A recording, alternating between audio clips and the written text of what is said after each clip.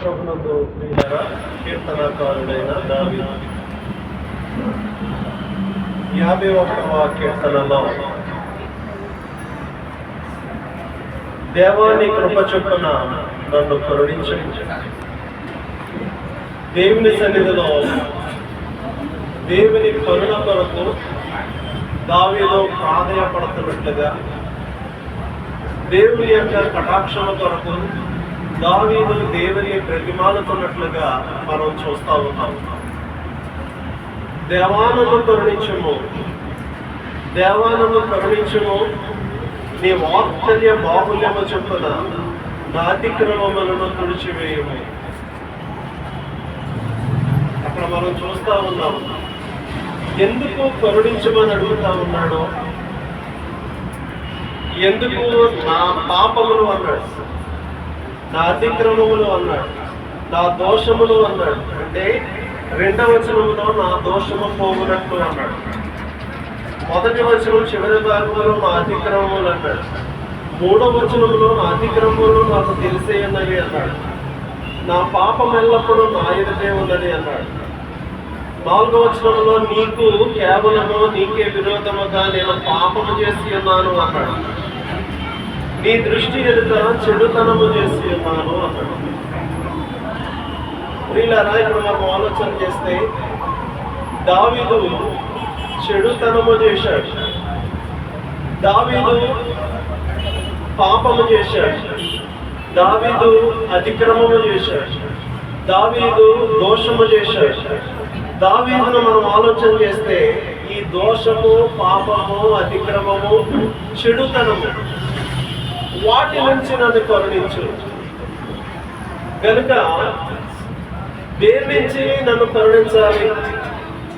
కొన్నిసార్లు ఫలానా తప్పిదం చేశాను కనుక నన్ను క్షమించు అని మన మేనేజర్లతో, లేకపోతే మన ఇంట్లో తల్లిదండ్రులతో, బంధువులు, కొంచెం మనల్ని ఆదరించే వాళ్ళతో మనం చెప్తూ ఉంటాం, నేను ఫలానా చేశాను, నన్ను క్షమించు, నన్ను కరుణించు. అలాగే ఫలానా చేశాను అంటున్నాడు, పాపము అన్నాడు, దోషము అన్నాడు, అతిక్రమము అన్నాడు, చెడుతనము అన్నాడు. ఇక్కడ మనం చూస్తే రక్తాపరాధము అంటున్నాడు 14వ వచనంలో, రక్తాపరాధము నుండి నన్ను విడిపించుము. ఈ మాటలు మనం చూస్తూ ఉన్నాం. దావీదు నన్ను కరుణించుము అని అనడానికి గల కారణం, దావీదు రక్తాపరాధముల నుండి నన్ను విడిపించుము అనడానికి గల కారణం, దావీదు చేసినటువంటి పాపం అండి.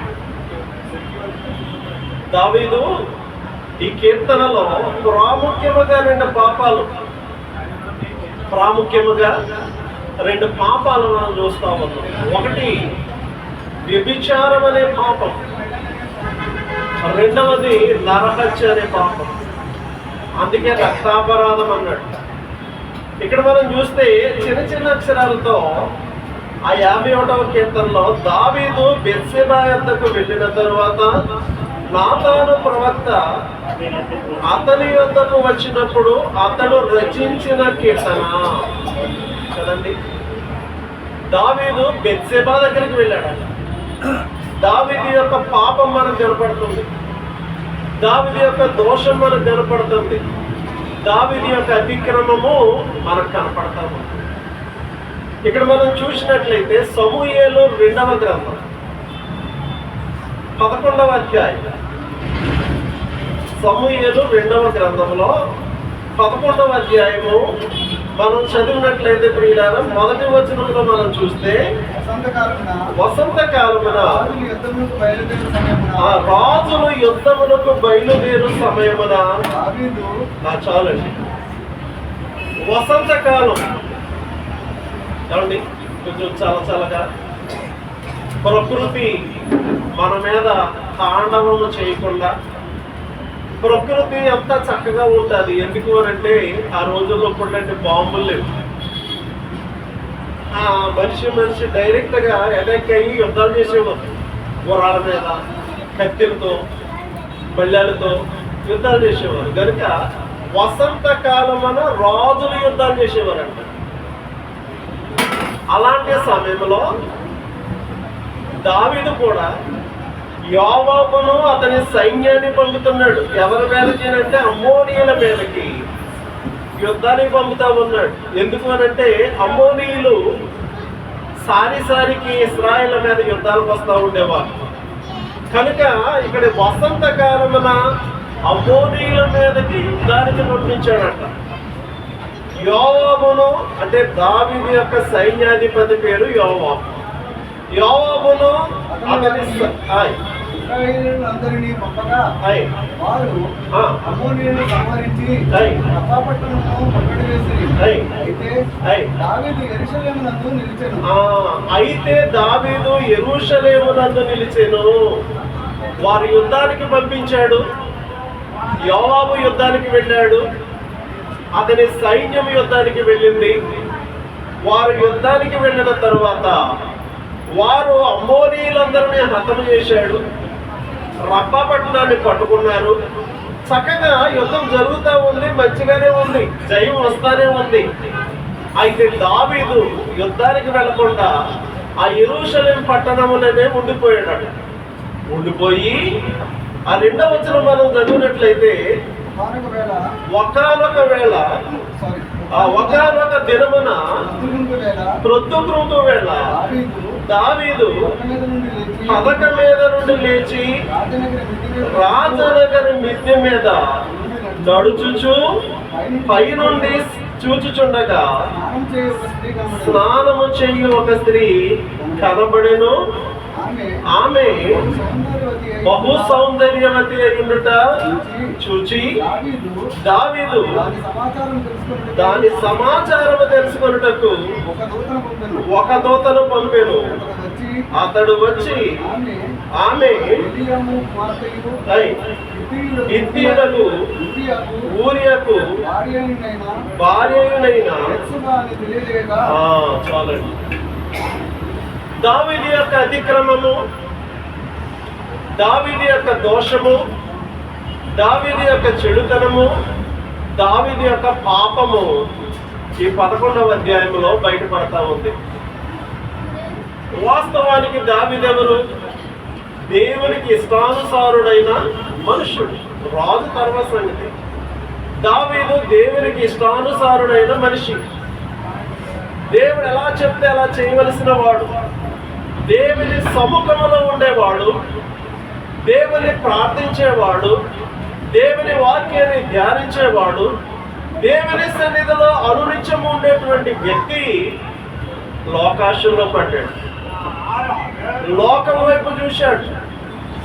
ఆయన తనది కాని దానిని, ఆ స్త్రీ ఎవరు? తనది కానిది ఊరియా భార్య అన్నాడు. ఊరియా యొక్క భార్య.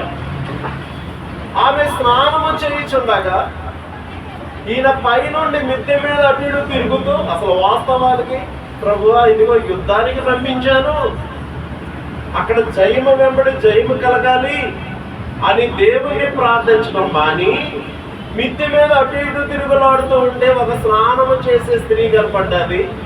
ఆమె బహు సౌందర్యవతట గనుక దావీదు ఆమె గురించిన ఎంక్వైరీ ఎవరో ఆవిడ అని తెలుసుకుంటానికి ఒక దూతను పంపించాడంట, ఒక పనివాడిని. వాడు వెళ్ళాడు. రాజా ఆమె ఎవరో తెలుసా? ఫలానాయన కుమార్తె. ఎవరో తెలుసా? ఫలానాది సైన్యంలో ఉన్నాడు చూసావా, హిత్తీయుడు అయినటువంటి ఊరియా, అతని భార్య ఈవిడి అని చెప్పారు. చెప్పిన వెంటనే ఆమెను కబురంపించాడు. వారు వెళ్ళి తీసుకొచ్చారు. ఆమెతో పాపము చేసెను. 5వ వచనంలో దావీదు దూతల చేత ఆమెను పిలువనంపెను. ఆమె అతని వద్దకు రాగా అతడు ఆమెతో శయనించెను. కలిగిన అపవిత్రత పోగొట్టుకొని ఆమె తన ఇంటికి వెళ్ళిపోయేను. ఇది జరిగిన తర్వాత కొన్ని దినాలైంది, కొన్ని నెలలు అనుకుంటా. అప్పుడు ఆవిడ వచ్చి ఏమంటుందంటే, నేను గర్భవతినై ఉన్నాను అని వర్తమానం పంపిందంట. ఎవరికి? దావీదు. నేను గర్భవతినని వర్తమానం పంపగా దావీదు హిత్తీయుడకు ఊరియాను నా యొద్దకు పంపుమని దూత ద్వారా యోవాబునకు ఆజ్ఞ ఇచ్చాను కదండి. దావీదు యొక్క పాపం, దావీదు యొక్క అతిక్రమం, దావీదు యొక్క దోషం, దావీదు చేసినటువంటి ఈ రక్తాపరాధం అంతటిని గురించి ఈ 11వ అధ్యాయము సమూయేలు 2వ గ్రంథంలో మనం చూస్తా ఉన్నాం. కబురు పంపించాడు ఎవరికి? ఆ యుద్ధంలో ఉన్నటువంటి ఊరియాకి కబురు పంపించాడు. ఏమని? ఆ యోవాబు, నువ్వు ఊరియా అనే వాడిని త్వరలో నా ఇంటికి పంపించాలి. ఎందుకు? ఇప్పుడు ఆవిడ గర్భవతి అని చెప్పింది. అమ్మో, ఇప్పుడు ఆవిడ రాజుగారి ఆస్థానానికి రావటం, అక్కడ ఆస్థానంలో ఉన్న వాళ్ళు చాలా మంది చూసే ఉంటారు. రాజుగారి ఆస్థానం అంటే ఎంతమంది ఉంటారండి? ద్వారపాలకులు వాళ్ళందరూ ఉంటారు. అవన్నీ దాటుకుంటూ ఆవిడ రావాలి. ఆవిడ వచ్చింది, ఈయన పాపం చేశాడు, ఆవిడ వెళ్ళిపోయింది, ఇప్పుడు గర్భవతిని అంటుంది.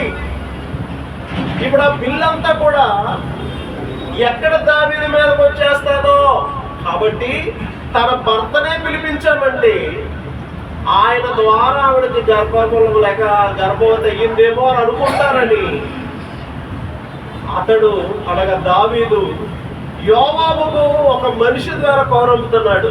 యోవాబు, నువ్వేం చేయాలో తెలుసా?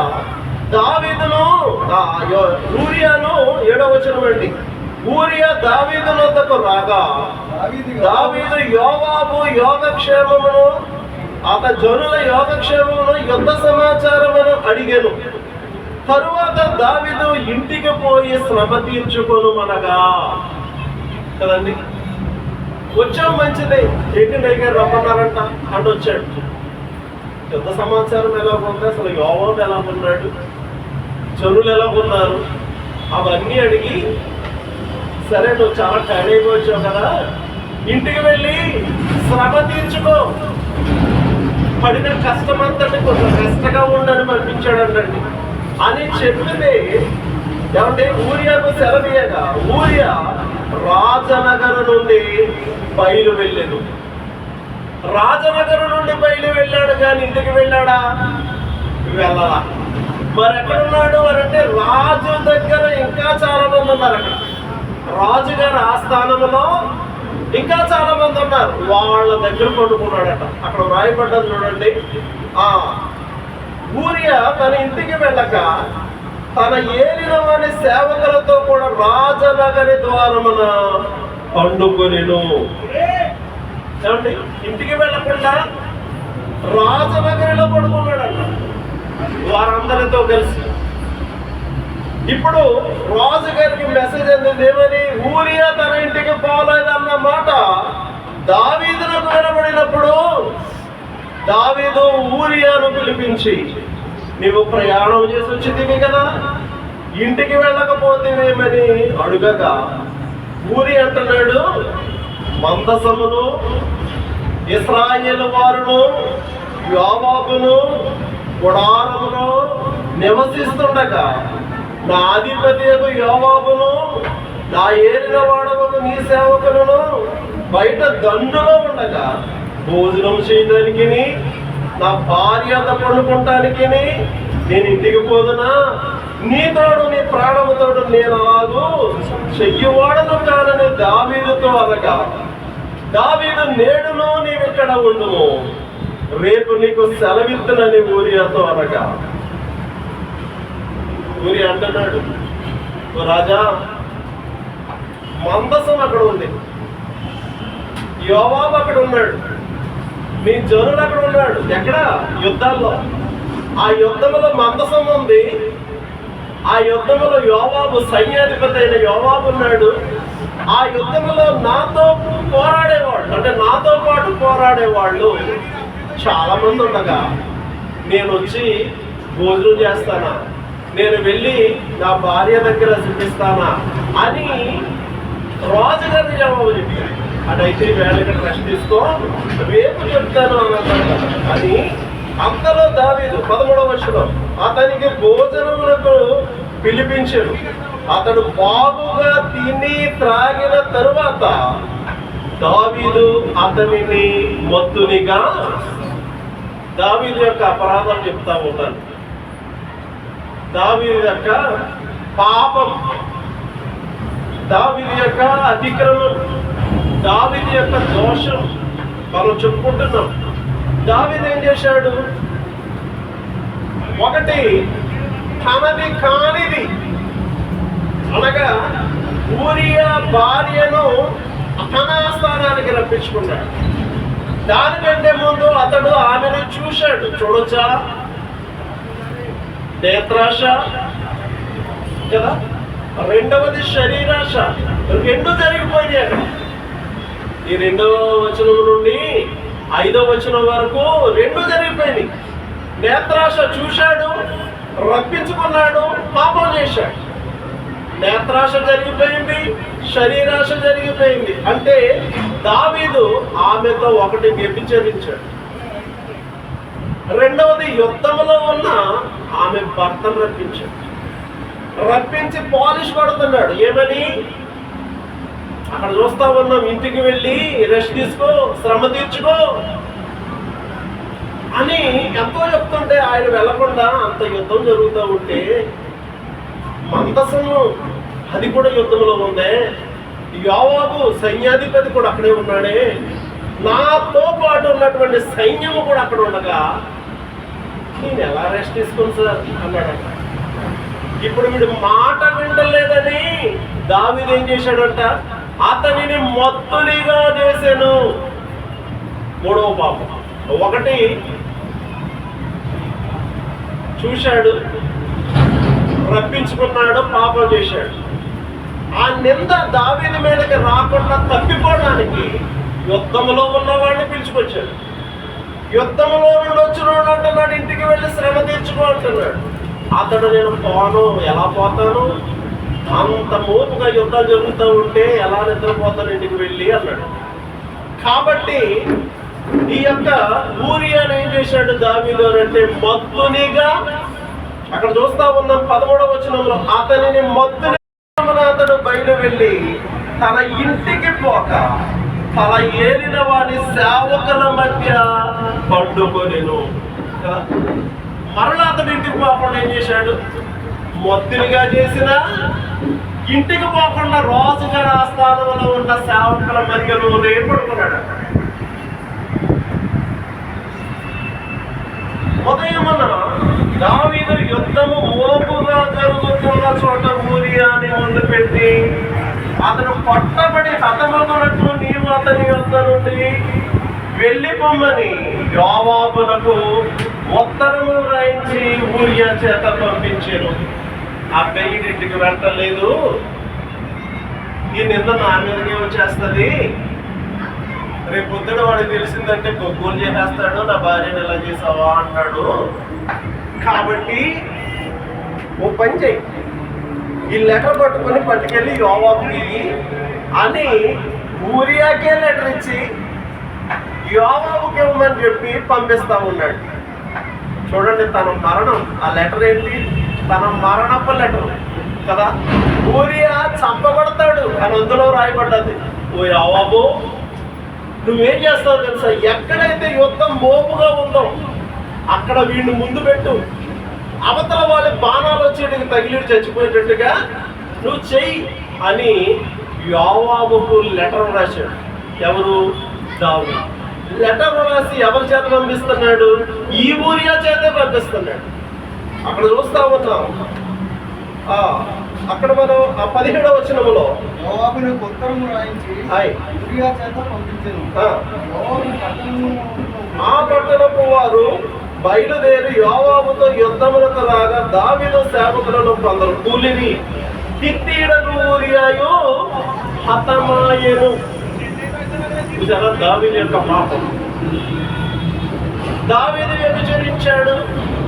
నింద పోగొట్టుకోవటానికి తన భర్తను ఊరియాను రప్పించాడు. అతనిని మత్తునిగా చేశాడు. శ్రమ తీర్చుకొని ఇంటికి పో అన్నాడు. వాడు ఇంటికి వెళ్లకుండా తన సేవకుల దగ్గరే పడుకున్నాడు. అబ్బాయి వీడు మీ మాట వినేటట్లేడు కదా అని చెప్పి యోవాబుకు ఒక లెటర్ రాసి ఊరియా చేతే పంపించాడు. అతడు ఏం చేశాడు అని అంటే, ఎక్కడైతే యుద్ధం మోపుగా జరుగుతుందో అక్కడ ఊరియాని పెట్టాడు. ఊరియాకి బాణాలు తగిలి ఊరియా చచ్చిపోయాడు. ఇప్పుడు ఏమైంది? ఒకటి వ్యభిచారం చేశాడని పాపం, రెండవది రక్తాపరాధం. అందుకే ఆ 50వ కీర్తనలో 17వ వచనంలో అంటాడు, రక్తాపరాధము నుండి నన్ను విడిపించు అన్నాడు. కాబట్టి ఇక్కడ మనం చూస్తా ఉన్నాం, అతను హతుడు అయ్యాడు. కాబట్టి యోవాబు యుద్ధ సమాచారం అంతా ఈ దావీదు వద్దకు పంపి, దూతతో ఇట్లా నేను యుద్ధ సమాచారము నీవు రాజుతో చెప్పి చాలించిన తరువాత రాజు కోపము తెచ్చుకొని యుద్ధము చేయనప్పుడు మీరెందుకు పట్టణం దగ్గరకు పోతిరి? గోడ మీద ఉండే వారు అందరూ వేగుతారని మీకు తెలియకపోయేనా? ఆ యోవాబు ఎంత తెలివైనోడు చూడండి. ఇత్తీడైన ఊరియా చంపబడ్డాడన్న సంగతి చెప్పండి రాజుగారికి. రాజుగారు ఒకేలా అంటే ఇద్దరు కప్పటమే. రాజుగారు ఒకేలా దగ్గరికి ఎందుకుంటారు? గోడ పక్కన ఎందుకు ఉన్నాడు అని అడుగుతాడేమో.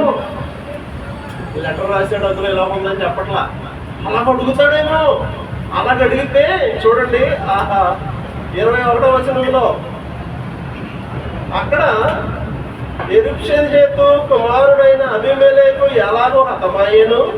ఒక స్త్రీ తిరిగటి రాయి తునక ఎత్తి గోడ మీద నుండి అతని మీద వేసినందున అతడు బేతేలు దగ్గర హతమాయను కదా, ప్రాకారం దగ్గరకు మీరెందుకు పోతునని నన్ను అడిగిన యెడల నీవు తమరి సేవకుడకు ఊరియాయు హతమాయమని చెప్పుమని బోధించి దూతను పంపెను. యోవాబు నమ్మిన బంటు. వీడు దావీదు ఎందుకు లెటర్ రాసి యోవాబు పంపాడు? యోవాబుకు తెలుసు. యోవాబు కూడా తెలివిగా పంపిస్తున్నాడు వర్తమానం ఒకటి చేత. ఒకవేళ దావీదు అడుగుతాడు, మీరు ఇంటికి ముందుకు వెళ్ళారు, గోడ పక్కన ఎందుకున్నారు, బాణం తగ్గుతాయని తెలీదా అంటాడేమో. కాబట్టి మీరేం చేస్తారంటే, అప్పుడు ఎప్పుడో ఒక స్త్రీ ఏం చేసిందంటే గోడ పక్కన ఉండే తిరగల ముక్క వేసింది, అప్పుడు వాడు చచ్చిపోయాడు కదా, అలాగే జరిగింది అని చెప్పండి అంటున్నాడు అండి యోవాబు. ఏమండి? దూత పోయి యోవాబు పంపిన వర్తమానమంతయు దావీదునకు తెలియజేసాను. ఇట్లనగా ఆ మనుషులు మమ్మల్ని ఓడించుచు పొలంలోనికి మాకు ఎదురుగా రాగా మేమే వారిని గుమ్మమునకు వెంటాడి గెలిచితిమి. అప్పుడు ప్రాకారం మీద నుండి నిలుచుండు ఆ విలుగండ్రు సేవకుల మీదికి అంబులను వేయగా రాజు సేవకులలో కొందరు హతమయ్యి తమరి సేవకుడని హిత్తీయుడు కూడా హతమాయెను అన్నాడు. ఈ బోధ ఎవరు చెప్పారు? అహాబు చెప్పు పంపిస్తున్నాడు. ఆలోచన చేస్తున్నారా? అంటే ఇప్పుడు ఈ దూత అనేవాడికి అసలు మ్యాటర్ తెలియకూడదు. ఏమని రాజుగారు చంపించాడు అన్న సంగతి దూతలకు తెలియకూడదు. దూతలు అంటే పని వాళ్ళు, అదంతా మళ్ళీ గొప్పలైపోతుంది కదా, వాడు వాడు వాడు వాడు అలా చెప్పేసుకుంటారు. అలాగే రాజుగారు పంపిన లెటర్ కూడా యోవాబు తప్పించి ఎవరో తెలియకూడదు. యోవాబు కూడా ఎంత తెలుగుగా చెప్తున్నాడు అని అంటే, మీ దాసులైనటువంటి వీరు ముందుకు వెళ్ళారు, వారి బాణాలు వచ్చి తగిలేసి గోడ పక్కన వెళ్ళారు, వాళ్ళు గోడ వైపు వేశారు అంబులు, అవి తగిలేసి మీ దాసుడైనటువంటి హిత్తీయుడైన ఊరియా కూడా హతమాయెను అని చెప్పరా. ఇప్పుడు దాసుడు వచ్చి చెప్పాడు. అందుకు దావీదు 25వ వచనం, నీవు యోవాబుతో ఈ మాట చెప్పము అంటే వీళ్ళిద్దరూ కలిసి ఎంత కపటంగా నరహత్య చేశారు చూడండి. ఏమని చెప్పాలి? ఈ విధంగా ఈ మాట చెప్పము, ఆ సంగతిని బట్టి నువ్వు చింతపడద్దు. ఏ సంగతి? ఊరి అని చెప్పేశాం కదా, ఆ సంగతిని బట్టి యోవాబు నువ్వు చింతపడద్దు. ఇంకేమంటున్నాడు? ఖడ్గము ఒకప్పుడు ఒకరి మీదనో ఒకప్పుడు మరి ఒకరి మీదనో పడుట సహజమే కదా. పరుడ కద్దు అంటే అది సహజమే. కొన్నిసార్లు అడ్డు పడుతుంది, కొన్నిసార్లు ఇటు పడుతుంది. దాని గురించి నువ్వేం చింతించవద్దు అని చెప్తూ ఇంకేమంటున్నాడు? పట్టణం మీద యుద్ధము మరీ బలముగా జరిపి దానిని పడగొట్టమని చెప్పి నీవు యోవాబును ధైర్యపరిచి చెప్పుమని ఆ దూతకు ఆజ్ఞ ఇచ్చి పంపెను. ఇద్దరు కప్పటమే, ఇద్దరు ఒకటే కదండి. గమనించండి, బాగా చదువుకోండి. ఇంటికి వెళ్ళి దావీదు రాసిన లెటర్ బయటికి రానివ్వలా. ఊరియాని చంపాలి అన్న మాట బయటికి రానివ్వలా. యోవాబు కూడా ప్లాన్ ప్రకారంగా చెప్పేశాడు, ముందు పెట్టి ఊరియాని. దాన్ని చాలా తెలివిగా రాజుగారికి ఈ మనుషుడి చేత పంపిస్తున్నాడు. మాటలు నోరు జారకుండా జాగ్రత్తగా పంపించాడు. దావీదు ఏమంటున్నాడు, ఏమి పర్లేదు, నువ్వు చింతపడద్దు. ఖడ్గం ఒకసారి అటు పడుతుంది, ఒకసారి ఇటు పడుతుంది, దాని గురించి చింతపడద్దు, నువ్వు ధైర్యంగా ఉండు అని చెప్పి ఇప్పుడు ఏం చేస్తున్నాడు? 26వ వచనం, యూరియా భార్య తన భర్త యొక్క ఊరియా సంగతి యందు ఆమె అంగలార్చెను కదా. నువ్వేం చింతపడవద్దు అన్నాడు. ఆ యోవాబుకి చింత ఎందుకు? భార్య కాబట్టి ఈవిడికి చింత కదండి.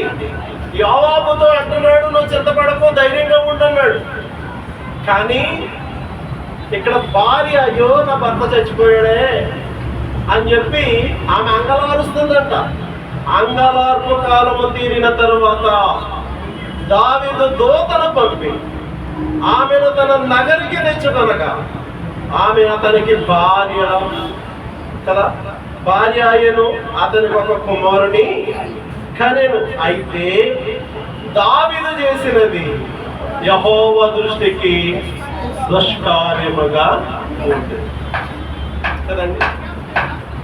ఎంత ఘోరమో చూడండి. అంటే ఇప్పుడు దావీదు ఎవరిని ప్రక్కన పెట్టాడు?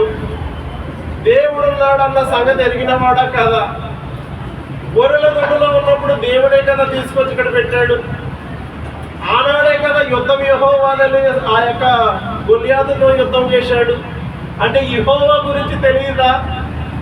యెహోవా గురించి తెలుసు, చిన్నప్పటి నుంచి తెలుసు దావీదుకు. గొర్రెల దొడ్డలో నుండి తీసుకొచ్చి ఇశ్రాయేలుకు రాజుగా చేసిన వాడెవరు? దేవుడే. దేవుని గురించిన జ్ఞానం అంతా ఉంది దావీదుకి. కానీ దేవుణ్ణి పక్కన పెట్టాడు. అమ్మో ఆయన తెలిసిపోద్ది, ఆయనకి అంత కనపడుతుందన్న సంగతి మర్చిపోయాడు. అంతే, దేవుణ్ణి తీసి పక్కన పెట్టాడు. అయితే ఈ డ్రామా అంతా నడిపాడండి. ఇదంతా నడిపాడు. 11వ అధ్యాయం అంతా కూడా దావీదు కపటము కలిగి నరహత్య చేయించాడు. నరహత్య చేయించాడు, వ్యభిచారం చేయించాడు, రకరకాల పనులు చేసుకున్నాడు. ఇదంతా కూడా దేవుని తెలిసిందంట. ఆయన ఏమంటున్నాడు? అయితే యెహోవా దృష్టికి దావీదు చేసినది దుష్కార్యముగా ఉండెను. ఇప్పుడు దేవుడు ఏం చేస్తున్నాడు? అమ్మో దావీదు ఎలా చేశాడా అని అనుకుని తన ప్రవక్త అయిన నాతానును పంపించి నువ్వు దావీదు దగ్గరికి వెళ్ళి అర్జెంట్కి వెళ్ళేలా చెప్పాలి. ఇప్పుడు నాతాను ప్రవక్త, దావీదెవరు? రాజు. రాజు ప్రవక్తని చంపగలడు, చంపించగలడు, బందీ గృహంలో వేయగలడు. చాలా మంది రాజులు ప్రవక్తలు వారిని ఏదైనా హెచ్చరిక చేసినప్పుడు వారు ఏం చేసేవారు? నచ్చక బందీ గృహంలో వేసేవారు. అలా చేస్తారేమో అని నాతాను భయపడి దావీదు దగ్గరకు వచ్చి చక్కని కథవుడు చెప్పాడు. దావీదా రాజా, ఏమైందో తెలుసా? ఒక ఊర్లో ధనవంతుడు ఉన్నాడు. అతని దగ్గర చాలా ఆస్తి ఉంది, చాలా ఇండ్లు ఉన్నాయి, చాలా గొర్రెలు ఉన్నాయి, చాలా మేకలు ఉన్నాయి, చాలా చాలా చాలా చాలా ఉన్నాయి. అదే ఊర్లోనూ ఒక పేదోడు ఉన్నాడు. ఆ పేదోడి దగ్గర ఒక గొర్రె పిల్ల ఉంది. ఆ గొర్రె పిల్లని అల్లారు ముద్దుగా పెంచుకుంటున్నాడు. దానికి ముద్దలు పెడుతున్నాడంట. అన్నము కలిపి ముద్దలు పెడుతుంటే అది తింటుందంట. అంతలాగా పెంచుకుంటుంటే ధనవంతుడింటికి ఒక చుట్టం వచ్చాడు.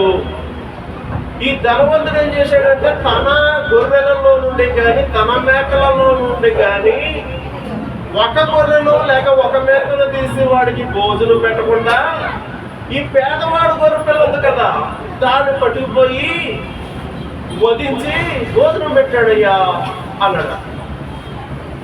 అని అంటే దావీదు అంటున్నాడు చూడండి, 4వ వచనం, అట్లుండగా మార్గస్థుడు, 12వ అధ్యాయం 4వ వచనం, అట్లుండగా మార్గస్థుడు ఒకడు వచ్చాను, అతడు తన యొద్దకు వచ్చిన మార్గస్థునికి ఆయత్తము చేయుటకు తన గొర్రెలలో గాని గొడ్లలో గాని దేనిని ముట్టుకొనక ఆ దరిద్రుని గొర్రెను పట్టుకొని తన యొద్దకు వచ్చిన వారికి ఆయత్తము చేసెను, అంటే భోజనం పెట్టెను.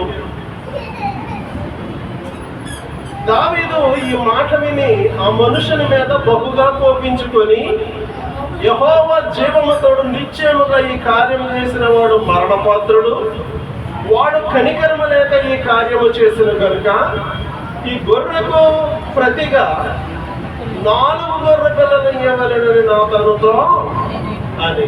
అబ్బబ్బ, చాలా దారుణది కదా. అన్ని గొర్రెలుగా ఈ పేదోడు గొర్రె ఇచ్చాడా? ఆ ఒక్క గొర్రెకు బదులుగా 4 ఇవ్వాలి అని డాబు అంటున్నాడు. ఇప్పుడు నాతాను ఆ 7వ వచనంలో అంటున్నాడు, ఆ మనుషుడము నీవే. నాతాను దావీదును చూసి, ఆ మనుషుడము నీవే. ఈ వచనాల్లో చూడండి, దావీదు ఒకటి నేత్రాశ చూశాడు ఆవిడ, రెండవది శరీరాశ ఆమెతో వ్యభిచారం చేశాడు, మూడవది జీవకుటుంబం. ఏమంటున్నాడు ఎవడాడు అంటే బొక్కాయంతారంటారు కదా, బొంకుతారంటారు కదా, అలాగా ఎవడాడు అలాంటి వాడికి 400 వాడిని తీసి ఆడికి ఇవ్వాలని చెప్పేసి ఏంటంటే చెప్పేస్తుంటే ఈ చదువుతున్నప్పుడు 3 విషయాలు గుర్తొచ్చినాయి. ఒకటి శరీరాశ, ఒకటి నేత్రాశ, రెండవది శరీరాశ, మూడవది జీవకుటుంబం కదా. నమ్మంగా మాట్లాడుతున్నాడు. వెంటనే నాతాను ప్రవక్త మనుష్యుడము